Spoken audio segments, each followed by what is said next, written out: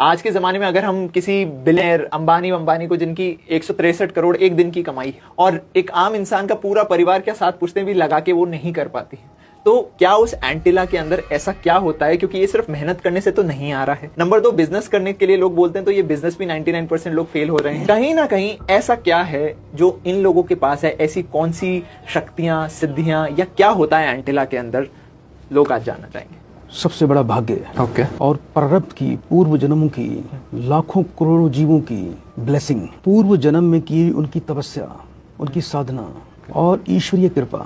जैसे आपने अंबानी के बारे में बात की है, ये एक बहुत ही धार्मिक परिवार है। हमारे जितने भी इस देश के अंदर बड़े बड़े मंदिर हैं, जहाँ भी मंगला आरती होती है, वो सब अंबानी परिवार की तरफ से ही पहली आरती उन्हीं के नाम से होती है जी। तो इतनी जो ब्लेसिंग आती है देवी देवताओं की, मंगला का मतलब जीवन में सब कुछ मंगला, जिस पर माँ मंगला वो कभी ना हो कंगला। मंगला भी एक देवी और मंगला आरती का इतना प्रभाव है, ये सत्य है। तो मंगल ही मंगल होगा, चारों तरफ से धन बरसेगा। अंबानी जी और इनके पिताजी, इन्होंने प्रारब्ध में पूर्व जन्मों में बड़ी तपस्याएं कर रखी हैं। आज इनके लाखों वर्कर हैं। तो ये लाखों वर्कर भी ऐसे नहीं जुड़ जाते हैं। इन्होंने उन लोगों की पूर्व जन्मों में बहुत सेवा कर रखी है, उन्होंने अन्न का दान कर रखा है, उन्होंने उनके लिए बहुत कुछ कर रखा है। वो आज अपना कर्ज उतार रहे हैं इनके यहाँ पर नौकर बनकर, उनके एम्प्लॉय बनकर। और ये पूर्व जन्म की ब्लेसिंग ही है। ऐसे ही अंबानी परिवार जो धनवान है और आज इतना धार्मिक है, उनके घर में भी आपको पता नहीं है कि वो ब्राह्मणों को चांदी के बर्तनों में भोजन खिलाते हैं और वो बर्तन भी उन्हीं को दे दिए जाते हैं जी। और ये हर समय,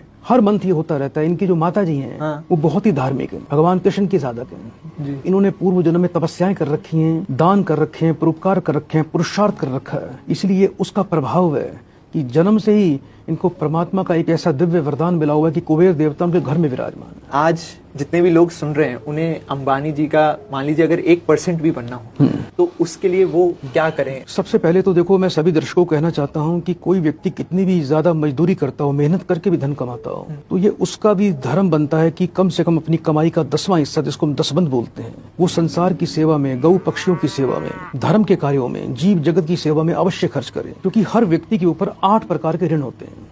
जन्म से ही आप श्वास ले रहे हैं, आपने कभी पवन देव का कभी धन्यवाद किया? पृथ्वी सूख रही है, एक एक बूंद को लोग तरस रहे हैं, लेकिन हर वर्ष इंद्रदेव वर्षा करते हैं। हमने कभी इंद्रदेव को नमस्कार नहीं किया। सूर्य के प्रकाश के बिना इस संसार में जीवन की उत्पत्ति ही नहीं हो सकती, लेकिन हमने कभी सूर्य देवता को प्रणाम नहीं किया।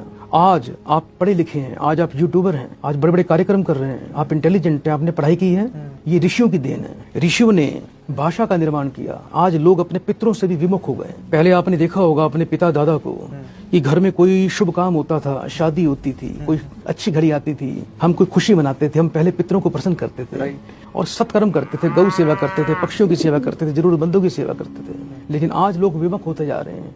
इसलिए आज के युग में पितृदोष से प्रभावित 99% लोग हैं जो अपने कर्म, अपनी मुख्य धारा से हटते जा रहे हैं। हमें कोई फर्क नहीं पड़ता आज अमावस्या है या आज पूर्णमासी, आज हमको क्या करना चाहिए, हम उन सभी कर्मों से विमुख होते चले जा रहे हैं। इसलिए आज हर व्यक्ति ज्यादातर परेशान है, हर घर में क्लेश रहता है, हर व्यक्ति के शत्रु उत्पन्न हो गए। आज मैक्सिमम घरों में ब्लैक मैजिक हो रहा है, तंत्र बाधा हो रही है, घर के पितृ देवता प्रेत बन के उनको पीड़ित कर रहे हैं। इसी प्रकार से 8 प्रकार के ऋण होते हैं। तो जो हम अपनी कमाई का 10वां हिस्सा संसार के कल्याण पर, धर्म के कार्यों पर लगाते हैं, तो हम उन 8 प्रकार के ऋणों से मुक्त हो जाते हैं। सिर्फ 10वां हिस्सा लगाने से? सिर्फ 10वां हिस्सा लगाने से।